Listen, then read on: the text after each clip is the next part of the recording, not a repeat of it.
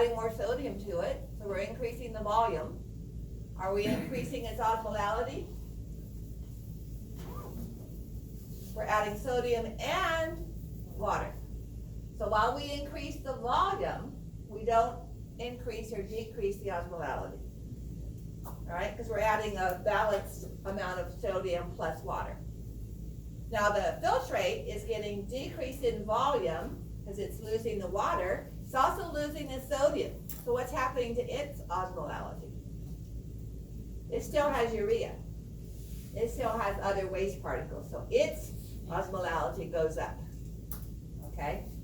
So the blood volume goes up, but its osmolality stays the same. Urine volume goes down, and its osmolality goes up.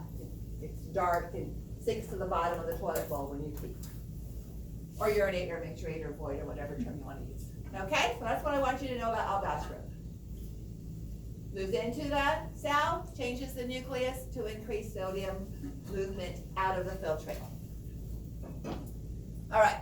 Then we have the collecting ducts, and where we see the effect of aldosterone is in the medulla, because the fluid in the cortex is isoosmotic. So opening up water channels in the cortex isn't going to cause water to move in or out because it's 300 outside and 300 inside the filtrate.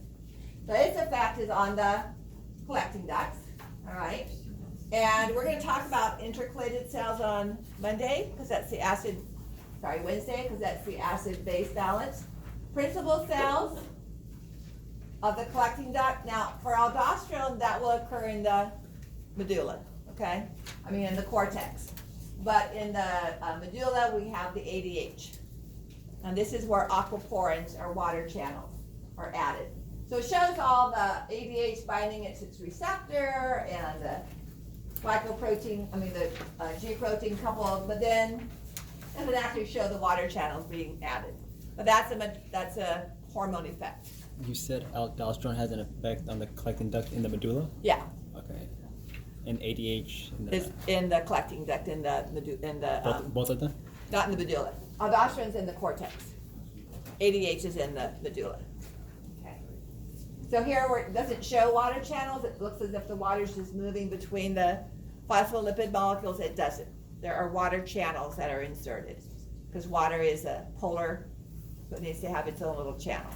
Okay? And that's what we were talking about over here with collecting duct. Now, if we take water out of the collecting duct, it's obviously going to get more concentrated. If we add water to the blood, volume's going to go up. Is it going to be diluted, or is it going to be the same osmolality as before? So aldosterone was increased volume but no dilution, because we added particles with the water. ADH, we add only water back to the blood. We keep the sodium in the filtrate. All right? So ADH would increase water volume as well, but it's going to make the blood more dilute or a lower viscosity. Aldosterone doesn't change viscosity, because we add the particles with the water. But with ADH, we only add water. So is it like less viscosity? Yeah. Same particles as the blood had before, but we're adding more water. Okay, so it's going to make it less viscosity.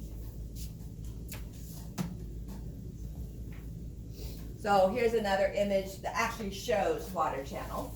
Okay, so ADH coming from the posterior pituitary binds to a G protein coupled receptor, activates adenylate cyclase, and all the secondary active transports cause little vesicles with the water channels diffuse to the membranes, and we have more water moving in. So I like this one better. It's a little simplified on the G protein, but it shows it's actually water channels and not just water moving. Okay? So more protein water channels means more of an effect of the salty environment that the collecting duct of the medulla is located within. Okay? I hope I've made that simplified enough to visualize the difference between the effect of aldosterone and antidiuretic hormone. Okay? All right, so we'll stop there. And, well, before you jump up and down, as we move into lab, I want to talk about characteristics of urine, okay? Which we all make every day, so I'm sure I'm not telling you anything new. When we come back on Wednesday, we're going to do acid-base balance. Okay, so